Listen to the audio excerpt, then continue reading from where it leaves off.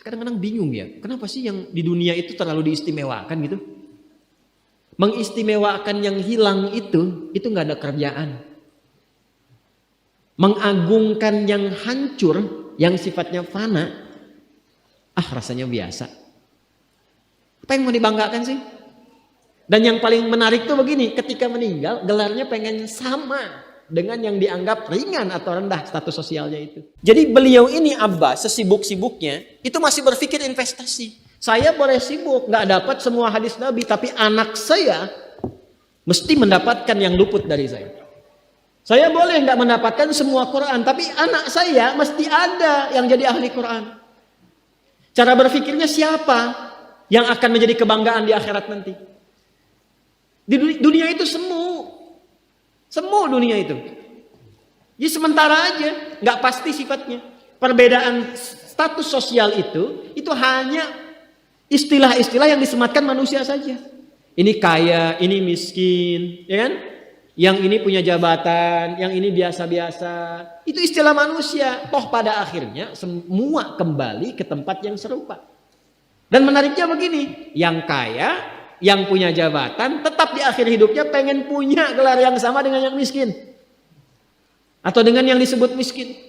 Maaf kalau ada orang disebut miskin meninggal, di papan nisannya ditulis apa? Di papan nisannya ditulis apa? Almarhum. Yang kaya juga kan pengen sama disebut almarhum. Iya kan? Tuh. Jadi nggak ada bedanya setelah berpulang itu. Perbedaan tuh hanya di amal saja. Itu poinnya. Maka kalau ada yang mengharapkan orang tua, cita-cita membanggakan anak di dunia, boleh-boleh saja. Tapi patut diingat, itu sementara. Anda silahkan sekarang, sekolahkan setinggi-tingginya. S1, S2, S3, S4, kerupuk 3, silahkan. Mau dalam negeri, luar negeri, mau di Nagreg, mau di California, mau di Chicago, di Chicago, di Singaparna, Singapura, silahkan.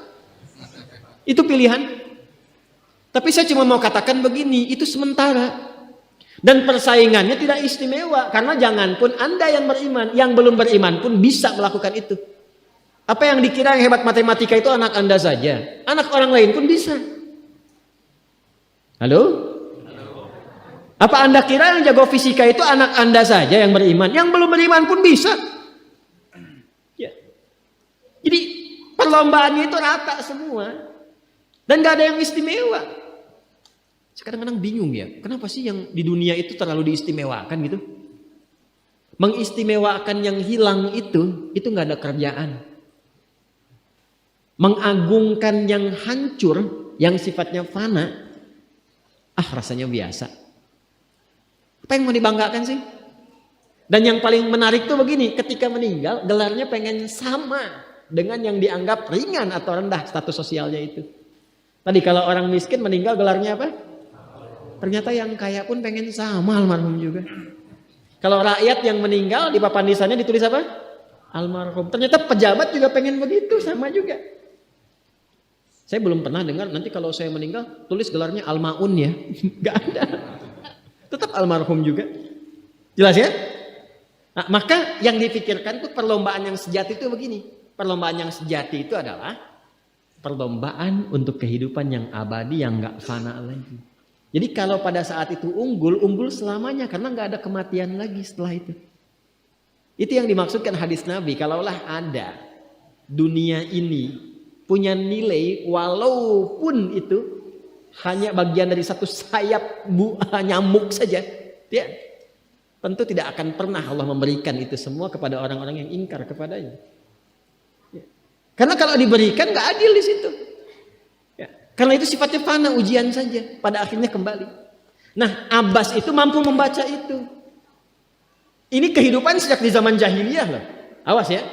Jadi risalah Islam itu membimbing pengikutnya, umatnya untuk berpikir lebih cerdas, di visioner. Makanya jadi muslim itu mesti cerdas. Beriman itu membuat Anda lebih pintar. Saya tanya begini ya, maaf ya. Sekali lagi mohon maafkan saya kalau perumpamaan ini kurang menyenangkan. Kalau ada yang abadi dengan yang sementara, Anda pilih yang mana? Masa? Sholat itu untuk yang abadi atau yang sementara? Abadi. Baik. Mobil itu untuk yang abadi atau yang sementara? Pilih yang abadi apa sementara?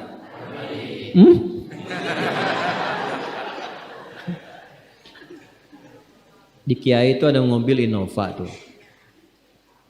Siapa yang besok memilih tidak sholat subuh, pilihannya pilih Innova atau pilih sholat subuh? Yakin? Kalau saya pilih Innova dipakai untuk mengantarkan sholat subuh, nah itu lebih bagus. Ya, jangan dipotong sampai situ ya. Ya bisa aja kita pilih Avanza, bisa pilih Ferrari, bisa pilih Pajero ya. Awas yang punya mobil Innova, Anda potong royalti kena. Paham? Abbas itu begitu, anak saya mesti dipanggil di akhirat dan semua penduduk langit dan bumi menyimak itu semua. Diviralkannya di akhirat. Viral dunia itu sementara, internetnya diputus gak viral lagi. Kadang-kadang yang viral kemarin kan sekarang gak ada lagi, ya kan? Yang viral tahun lalu sekarang sudah gak ada, ya kan? Jadi belum selesai kehidupan sudah hilang juga viralnya. Akhirat itu selamanya. Dan biasanya begini, kalau orang-orang yang diviralkan oleh Allah atas kehendak Allah itu abadi melintasi setiap masa. Jadi ada yang viral karena berita, ada yang viral karena doa dan kehendak Allah Subhanahu wa taala. Itu yang diviralkan langsung atas kehendak Allah itu melampaui zamannya. Makanya kisah ini pun bertahan sampai sekarang.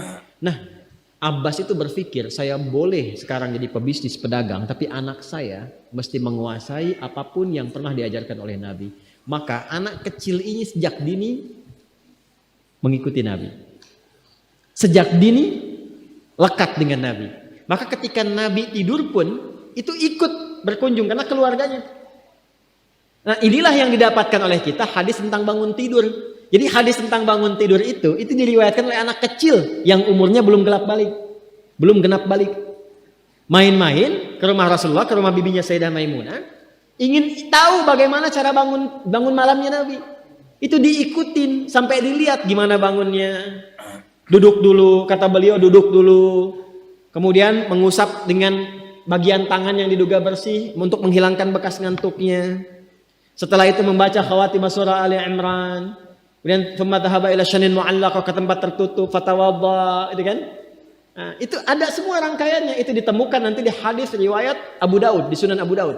Nomor hadis 1367. Itu hadis tentang bangun tidur, ya, cara bangun tidur sampai sholat malam. Masih ingat teman-teman kalau kita bermakmum begini dan ada imam satu dan sudah pasti satu imam, ya kan? Makmum berapa? Satu boleh? Boleh. Dua boleh? Tiga boleh? Empat boleh? Jadi imam berapa? Makmum? Empat. Laki-laki imam makmum? Imam, baik, bagus ya. Nah, dan imam kan laki-laki. Kalau perempuan imam untuk perempuan kan? Laki-laki untuk perempuan dan untuk laki-laki. Fokus ini. Kalau satu begini, satu laki-laki, kemudian di belakang laki-laki. Ini kan posisinya boleh sejajar kan? Ya kan? Yang imam ini, makmum ini kan? Tadinya di belakang, tarik begini sejajar. Ini yang meriwayatkan anak kecil yang belum balik itu. Itu riwayat Ibnu Abbas. Satu paket. Termasuk sholat, kemarin kan kita tarawih kan? Sholat malam. Yang dua rakaat itu kan? Ya, sholat malam yang sampai 11 itu, tambah khafifatain 2. Itu riwayatnya ini. Yang sholat tahajud malam yang 11 rakaat, tambah khafifatain 2. Ini riwayatnya ini. Tutup dengan witir 1 rakaat. Itu anak kecil yang meriwayatkan. Dan tahukah Anda? Sepeninggal Nabi SAW, Abbas bapaknya ini hafal 200 hadis, anaknya Abdullah hafal 2000 hadis. Jadi gitu caranya. Anda di sini ada yang diplomat, yang di kantor, yang taruhlah berdagang misalnya, ibu rumah tangga, ya, dan sebagainya. Boleh, nggak apa-apa. Saat ini kita mungkin belum maksimal, tapi jangan biarkan ada satu di antara anak keluarga kita yang tidak jadi kebanggaan di akhirat. Tolong ya, tolong pulang dari sini dilihat. Anak Allah titipkan kepada saya berapa anak? Tolong siapkan jadi kebanggaan akhirat. Satu aja jadi ahli Quran. Untuk pelita di rumah tuh, penghilang kesedihan, penghilang kegelisahan, mendatangkan semangat. Itu demi Allah saya katakan, gak ada yang paling indah kecuali saat ayah pulang ke rumah. Tiba kemudian dia melihat anaknya yang kecil sedang murajaah. Amma yatasaalun. Bahkan surat yang bapaknya sendiri belum hafal. Jangankan pulang ke rumah, Anda sedang mau rapat, dikirimi video anak Anda 3 tahun membaca surah Al-Ikhlas, itu hati tenang. Itulah Quran. Itulah Quran. Maka belajar dari Ibnu Abbas ini, apa yang terjadi ketika orang tua mampu memfasilitasi anaknya demikian, sekalipun orang tuanya tidak mencapai apa yang diraih oleh anak, tapi orang tua mewarisi setiap pahala yang dihasilkan dari anak itu.